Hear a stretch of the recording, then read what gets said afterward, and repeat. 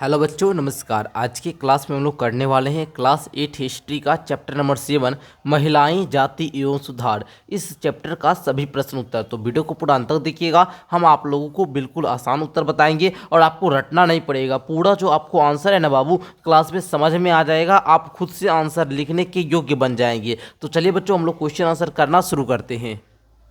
और हाँ, यदि आप लोग इस चैप्टर को पढ़ना चाहते हैं तो नीचे डिस्क्रिप्शन बॉक्स से मेरा एप्लीकेशन का लिंक है, वहाँ से ऐप को डाउनलोड कर लीजिए। ठीक है, आइए। बोला जा रहा है बाबू फिर से याद करें, है ना। आप लोग जो पूरा पढ़े हैं ना इस चैप्टर को, तो उसको आपको फिर से याद करना है। कैसे याद करेंगे? तो क्वेश्चन आंसर को स्वयं से बनाएंगे। तो पहला क्वेश्चन है बाबू, निम्नलिखित लोगों ने किन सामाजिक विचारों का समर्थन और प्रसार किया? जो आप देख रहे हैं राजा राम मोहन राय, ये किस सामाजिक विचारों का समर्थन किए और किसका प्रसार किए? तो आपको पता होगा राजा राम मोहन राय ये सती प्रथा, ठीक है बाबू, राजा राम मोहन राय जो थे ये सती प्रथा का विरोध कर रहे थे। ठीक है, तो वो लिखिएगा यहाँ पर क्या, राजा राम मोहन राय सर सती प्रथा का विरोध किए और स्त्री के शिक्षा को लेकर और सामाजिक सुधार किए। ठीक है, ये इनका प्रसारक थे। ठीक है, इस प्रकार आपको लिखना होगा। ठीक है, आगे बढ़िए बाबू। दयानंद सरस्वती, तो दयानंद सरस्वती के बारे में भी आप लोग जानते होंगे। इनका एक नारा भी रहा था। क्या नारा था बाबू? वेदों की ओर लौटो। बोला भी जाता है, क्वेश्चन पूछा जाता है कि वेदों की ओर लौटो, ये बात किसने कहा था? तो दयानंद सरस्वती कहे थे। ठीक है, इस बात को आप लोग क्या कीजिएगा बाबू, याद रखिएगा। ठीक है, आगे देखिएगा आप लोग, ये सामाजिक जो समाज में जो कुरीति थी ना, उस सब का ये विरोधक थे, विरोध करने वाले थे। ठीक है, तो सामाजिक कुरीतियों का ये क्या कर रहे थे? विरोध कर रहे थे। तो आप लोग लिख लीजिएगा ना, बोलिए हाँ सर, लिख लेंगे। आगे बढ़े, चलिए बच्चों आगे बढ़ते हैं। आगे देखिएगा यहाँ पर क्या है बाबू, यहाँ पर वीर सेलिंगन और पंतलू, तो ये क्या किए थे? तो आप लोग यहाँ पर लिखिए जल्दी इनके बारे में कि वीर सेंगलन जो पंतलू थे, ये विधवा पुनर्विवाह पर और स्त्री शिक्षा का समर्थन किए थे। मतलब विधवा जो हो गई ना, उनको फिर से विवाह करने का समर्थन थे। मतलब उसको क्या किया जाए, आप लोग को पता होगा पहले सती प्रथा था, उसमें क्या था बाबू कि सती प्रथा, यहाँ पर जो आप लोग देखिए, ये सती प्रथा में क्या होता था, अगर किसी स्त्री का, उसके पति का अगर क्या हो जाता है, देहांत हो जाता है, अगर वो उनकी मृत्यु हो जाती है, तो उसी के साथ उसी के चिता पर उसकी पत्नी को भी जला दिया जाता था, वो भी जिंदा। तो इसी को हम लोग सती प्रथा बोलते थे। और ये सती प्रथा का विरोध कौन किए थे? राजा राम मोहन राय। विधवा पुनर्विवाह का मतलब क्या हुआ बाबू, जो जिसका पति मर गया, ठीक है, जिसके पति का देहांत हो गया, उसके फिर से विवाह करने के लिए ये उनके समर्थन थे। ठीक है, स्त्री शिक्षा का भी ये समर्थन किया कि स्त्री को पहले शिक्षा नहीं दी जाने की अनुमति थी, है ना। लोग लड़कियों को पढ़ने के लिए नहीं भेजते थे स्कूल, इसलिए ये जो थे वीर सेलिंगन पंतलू, ये स्त्री शिक्षा का क्या किए थे? समर्थन किए थे। आगे देखिए, ज्योतिबा राव फुले, ये जाति भेद का विरोध थे। जो जाति में भेद हो रहा था, अलग अलग मतलब नीच जाति उच्च जाति ऐसा ऐसा बात हो रहा था, तो ये जाति भेद का विरोध था। सभी एक समान है, ठीक है, जाति को लेकर भेदभाव मत कीजिए। शूद्र, अति शूद्र और स्त्रियों की शिक्षा, मतलब शूद्र को पहले शिक्षा नहीं दिया जाता था, अति शूद्र को पहले शिक्षा नहीं दिया जाता था। तो इस सब के लिए और स्त्री के लिए ये बोले कि इस सब को शिक्षा मिलना चाहिए, इसके ये प्रसारक थे। ये कौन थे बाबू? इसके ये प्रसारक थे। कौन? ज्योतिबा राव फूले जी। ठीक है, आगे आगे देखिएगा, आगे पंडिता रमाबाई, तो ये स्त्री के शिक्षा के लिए और विधवा के उत्थान के लिए इन्होंने क्या किया? विधवा उत्थान के प्रसारक थे और स्त्री शिक्षा पर ये क्या किए थे? आपको पता होगा, ये सामाजिक विचारों का समर्थक थे। ठीक है, आगे बढ़िए। पेरियार, आपको पता होगा पेरियार, ये स्त्री शिक्षा और विधवा उत्थान पर ये भी क्या थे? इसी के प्रसारक थे। ओके, तो इस प्रकार आप लोगों को लिखना है। ठीक है, लिख लीजिएगा ना। और दो है मुमताज अली। ठीक है, तो मुमताज अली जो देख रहे हैं आप लोग, ये मुस्लिम महिलाओं की शिक्षा का क्या किए थे? समर्थन किए थे। और ईश्वरचंद्र विद्यासागर की बात करें तो ये विधवा पुनर्विवाह और बाल विवाह का विरोधक थे। पहले क्या होता था कि कम वर्ष में ही, ठीक है, क्या कर दिया जाता था, वो विवाह कर दिया जाता था। तो ये बाल विवाह का विरोधक थे। ठीक है, और पता होगा उसी में ये कानून भी बनता है जिसके तहत बोला जाता है कि कोई भी लड़की को 18 वर्ष से पहले और लड़का को 21 वर्ष से पहले शादी नहीं कराया जाता है। ये कानूनन अपराध है। ठीक है, और अब तो इसको भी बढ़ा दिया गया, समझे। अब तो इसको भी क्या किया गया? बढ़ा दिया गया। लड़का का तो अब 24 मिनिमम होना चाहिए। हमारे हिसाब से पूछिएगा तो 25 से 26 वर्ष में लड़का एक क्या होता है? अच्छा परिपक्व दिमाग का हो जाता है, मतलब वो सारा कुछ समझने बुझने लगता है, समझे। चलिए, उसके बाद देखिएगा लड़की को तो 21 वर्ष। ओके, आइए आगे बढ़ा जाए। आगे बढ़ा जाए बाबू, सेकंड क्वेश्चन को देखा जाए। सेकंड क्वेश्चन आप लोग देखिए बाबू, सही और गलत है। आपको बताना है कि कौन सा कथन सही है और कौन सा कथन गलत है। कहा जा रहा है बाबू, जब अंग्रेजों ने बंगाल पर कब्जा किया तो उन्होंने विवाह गोद लेने, संपत्ति उत्तराधिकार आदि के बारे में नए कानून बनाए। बताइए आप लोग क्या होगा जी? तो ये बात सर सही होगा, बिल्कुल क्या होगा बाबू? सही होगा। आगे, समाज सुधारकों को सामाजिक तौर तरीकों में सुधार के लिए प्राचीन ग्रंथों से दूर रहना पड़ता था। नहीं, ये गलत बात है। ओके, आगे देखिए, सुधारकों को देश के सभी लोगों का पूरा समर्थन मिलता था। तो ये बात क्या है बाबू? गलत है। आगे, बाल विवाह निषेध अधिनियम 1829 में पारित किया गया था। तो ये बात क्या है बाबू? सही है। तो इस प्रकार आप लोग सेकंड क्वेश्चन को भी बना लीजिएगा।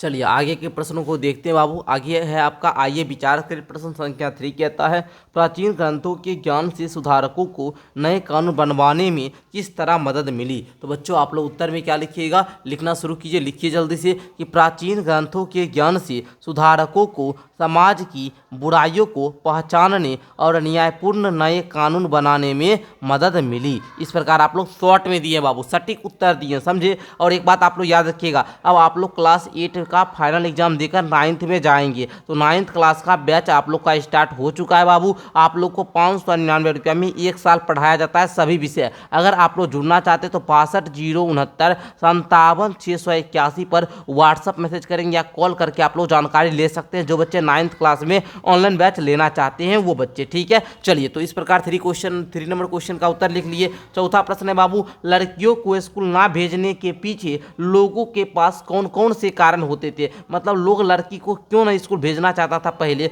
वो आपको बताना। तो लिखिएगा उत्तर में, लड़कियों को स्कूल ना भेजने के पीछे लोगों का मानना था कि लड़कियों की पढ़ाई से धर्म परंपराएं टूटेगी। पहले जो लोग पढ़ा लिखा उतना होता नहीं था बाबू, उसको लगता था कि धर्म परंपरा क्या होगा? टूटेगा। धर्म ऐसा नहीं बोलता है कि लड़की को भी पढ़ाई करना चाहिए, लड़की को पढ़ाना चाहिए। उसके बाद वे घर के काम के योग्य नहीं रहेगी, वो मतलब बाहर वो चली जाएगी तो घर के काम के लायक भी वो नहीं रहेगी। इस प्रकार आप लोग क्वेश्चन नंबर 4 का उत्तर लिख लीजिएगा। आइए 5वां प्रश्न कहता है बाबू, ईसाई प्रचारकों की बहुत सारे लोग क्यों आलोचना करते थे? क्या कुछ लोगों ने उनका समर्थन भी किया होगा? यदि हाँ तो किस कारण? तो बच्चे लिखिएगा आप लोग यहाँ पर उत्तर, ईसाई प्रचारकों की आलोचना इसीलिए हुई क्योंकि वे भारतीय परंपराओं की निंदा करते थे। कुछ लोगों ने शिक्षा के कारण उनका समर्थन किया। क्यों? क्या भाई? तो शिक्षा के कारण, उन लोगों के पास शिक्षा था तो इसलिए उन्होंने उनका समर्थन किया। ओके, आइए आगे बढ़ते हैं।